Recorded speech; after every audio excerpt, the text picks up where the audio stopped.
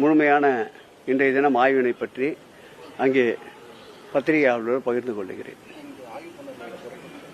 இங்கு ஆய்வு மேற்கொண்டதில் தங்கத்தேர் பக்தர்களுடைய நேர்த்திக்கடனுக்கு தினந்தோறும் வருகின்ற ஒரு சூழலை ஏற்படுத்துவது, திருக்கோயிலை சார்ந்த யானை குளியல் தொட்டி தினமும் செயல்படுவது, யானை இருக்கின்ற இடத்தில் சுற்றுப்புறத்தை தூய்மையாகவும் பசுமை நிறந்தாகவும் வைத்துக் கொள்ளுதல், அதேபோல் பசுமடத்தை பசுக்களை பராமரிப்பது, அந்த பசுமடம் அமைந்திருக்கின்ற பணியை மிக தூய்மையாக வைத்துக் கொள்வதென்று அறிவுறுத்தப்பட்டிருக்கின்றது.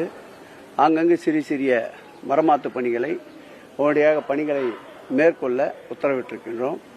இது ஒரு 7 மன்னர்களால் தொடர்ந்து கட்டப்பட்ட திருக்கோயில், புராதன திருக்கோயில், தமிழகத்தின் பொக்கிஷம். இதை போற்றி பாதுகாக்க வேண்டியது ஒவ்வொருவருடைய கடமை.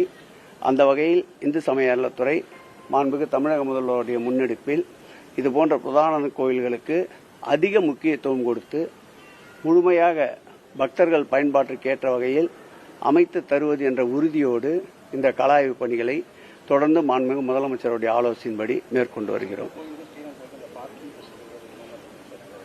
பறந்து விரிந்து கிடக்கின்ற பகுதி திருவானைக்காவல் ஜம்புகேஸ்வரர் திருக்கோயிலை பொறுத்தளவில் பார்க்கிங் வசதி பெரிய ஒரு சவாலாக இல்லை.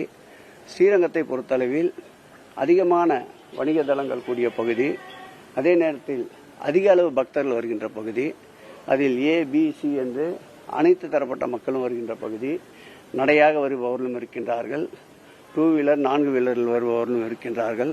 ஆகவே அதற்கேற்றாற்போல் என்னென்ன வசதி வாய்ப்புகள் செய்து கொடுத்து போக்குவரத்து மற்றும் வருகின்ற வாகனங்களை பார்க்கிங் செய்வதற்குண்டான நிறுத்துமிடங்களை தொடர் நடவடிக்கையாக மேற்கொண்டு வருகின்றோம்.